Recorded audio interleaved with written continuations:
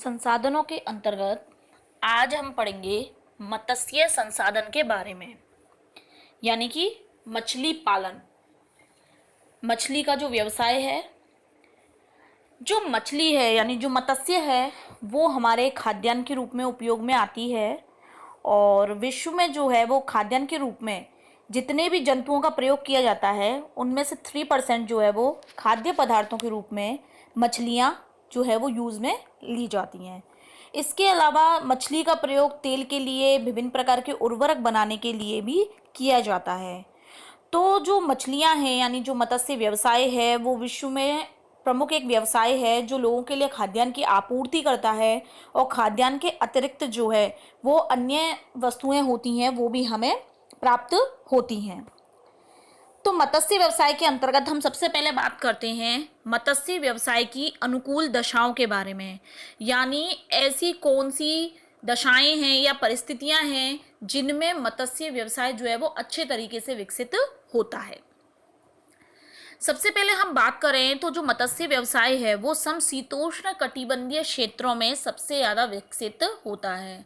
समशीतोष्ण कटिबंधीय क्षेत्र ऐसा होता है जहाँ ना तो ज़्यादा सर्दी पड़ती है और ना ही ज़्यादा गर्मी, तो जहाँ जो है वो एक मिला जुला मौसम मिलता है। सबसे पहले है प्लैंकटन की आपूर्ति। प्लैंकटन क्या होता है? प्लैंकटन जो है वो मछलियों का सबसे महत्वपूर्ण खाद्य पदार्थ होता है, यानी मछलियों का प्रमुख भोजन है। ये छोटे छोटे जीव होते हैं और छोटे छोटे पादप के रूप में जो है वो समुद्र के जल में मिलता है। प्लैंकटन जो होता है वो महाद्वीपीय मग्न तटों पर पाया जाता है। महाद्वीपीय मग्न तट मतलब जो महाद्वीपीय क्षेत्र हैं उसके जो किनारे के क्षेत्र होते हैं, यानी जो कम गहरे होते हैं और जहां सूर्य की किरणें आसानी से पहुंच जाती हैं, उन्हें हम महाद्वीपीय मग्न तट कहते हैं। तो इस क्षेत्र में जो महाद्वीपीय मग्न तट है, यानी कि जो प्लैंकटन है, प्लैंकटन के विकास के लिए एक ऐसा क्षेत्र होना चाहिए जो कम गहरा हो, साथ ही वहाँ पे सूर्य की रोशनी पर्याप्त रूप से पहुँच सके। तो ऐसे क्षेत्र होते हैं महाद्वीपीय मग्न तट। तो इसी कारण से वहाँ प्लैंकटन ज़्यादा मिलता है। तो प्लैंकटन ज़्यादा मिलने के कारण वहाँ पे मछलियाँ जो होती हैं वो भी ज़्यादा पनपती हैं। तो जिन क्षेत्रों में प्लैंकटन की आपूर्ति हो जाती है, वहाँ पर मत्स्य व्यवसाय अधिकतम मात्रा में विकसित होता है। दूसरा है जलवायु। मछली पालन के लिए जो है वो जलवायु भी बहुत इंपॉर्टेंट है, क्योंकि 20 डिग्री से अधिक जो तापमान है वो मछलियों के लिए सही नहीं होता। तो यानी 20 डिग्री तक जो टेम्परेचर है वो मछलियों के लिए बहुत ही अच्छा रहता है। मत्स्य व्यवसाय उसमें अच्छे से विकसित होता है। दूसरी चीज़ ये है कि अगर हम गर्म क्षेत्रों की बात करें, यानी कि जहाँ ज़्यादा गर्मी पड़ती है, वहाँ की जो मछलियाँ होती हैं वो स्वादिष्ट भी नहीं होती हैं और वो जहरीली भी होती हैं। तो उन्हें हम खाद्य पदार्थ या अन्य किसी पदार्थ की पूर्ति के लिए उपयोग में नहीं ला सकते। जबकि जो ठंडे क्षेत्र होते हैं वहाँ की मछलियाँ जो हैं वो स्वादिष्ट होती हैं। तो इसीलिए जो मत्स्य व्यवसाय है वो अधिकांश शीतोष्ण कटिबंधीय क्षेत्रों में होता है, क्योंकि उन क्षेत्रों में ना तो बहुत ज़्यादा गर्मी है और ना ही बहुत ज़्यादा सर्दी है। तो मतलब वहाँ की जो मछलियाँ हैं वो स्वादिष्ट हैं। तीसरी चीज़ है छिछले समुद्र। छिछले का मतलब होता है कम गहरा समुद्र, यानी समुद्र की जो कम गहराई वाला क्षेत्र है वहाँ पर मछलियाँ अधिक मिलती हैं, क्योंकि वहाँ सूर्य की किरणें आसानी से पहुँच जाती है। तो जो मछलियाँ होती हैं वो लगभग 200 मीटर की गहराई तक ही अधिक मिलती हैं। तो ऐसे क्षेत्र, समुद्र के ऐसे क्षेत्र जहाँ पर की गहराई कम होती है, वहाँ पर मत्स्य व्यवसाय अधिक मात्रा में विकसित होता है। अगली जो अनुकूल दशा है वो है नदियों के ज्वार नदमुखी मुहाने, यानी कि नदियाँ जब समुद्र में जाकर के मिलती हैं तो वहाँ पे जहाँ पे वो समुद्र में मिल रही हैं वो कहलाता है नदी का मुहाना।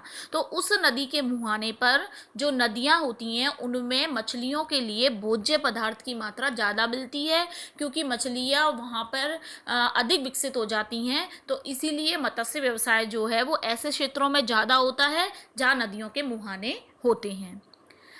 पांचवा जो हमारी अनुकूल दशा है वो है समुद्री धाराएं। समुद्री धाराएं क्या होती है? जैसे कि हमारी इस पृथ्वी पर ठंडी और गर्म हवाएं चलती हैं, ऐसी ही समुद्र में जो है वो ठंडी और गर्म धाराएं मिलती हैं। तो ऐसे क्षेत्र जहां ठंडी और गर्म धाराओं का आपस में संगम होता है, यानी आपस में जहां ये धाराएं मिलती हैं वहां पर मछलियां अधिक मिलती हैं, क्योंकि प्लैंकटन की मात्रा जो है वो उन क्षेत्रों में ज़्यादा है जहां पर गर्म और ठंडी धारा आपस में मिल रही हैं। तो जिन क्षेत्रों में समुद्री धाराएं यानी गर्म और ठंडी धाराओं का जो है वो संगम स्थान है, वहां पर भी मत्स्य व्यवसाय अधिक मात्रा में विकसित होता है। अगला है जनसंख्या की अधिकता।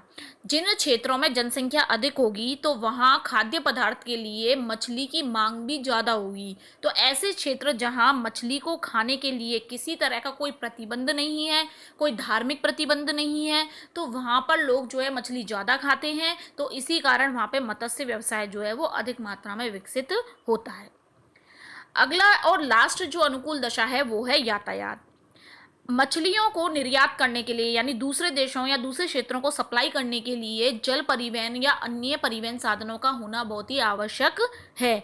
तो यानी ऐसे स्थान जहाँ बंदरगाह हैं, जहाज हैं, नावों की अच्छी व्यवस्था है और परिवहन कार्य जो है वो सस्ता भी है, यानी परिवहन जो है वो सस्ता व सुगम उपलब्ध हो जाता है, वहाँ पर जो है वो मत्स्य व्यवसाय का विकास अधिक होता है।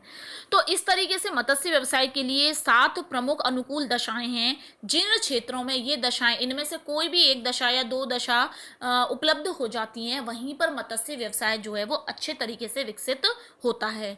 तो अगर हम इन अनुकूल दशाओं के बारे में पढ़ें तो मुख्य रूप से विश्व में ऐसे क्षेत्र जो कि समुद्रीय क्षेत्र हैं, तटवर्ती क्षेत्र हैं, या ऐसी नदियाँ जो कि समुद्रों के मुहाने में जाके मिल रही हैं, उन क्षेत्रों में मत्स्य व्यवसाय का विकास अधिक होता है।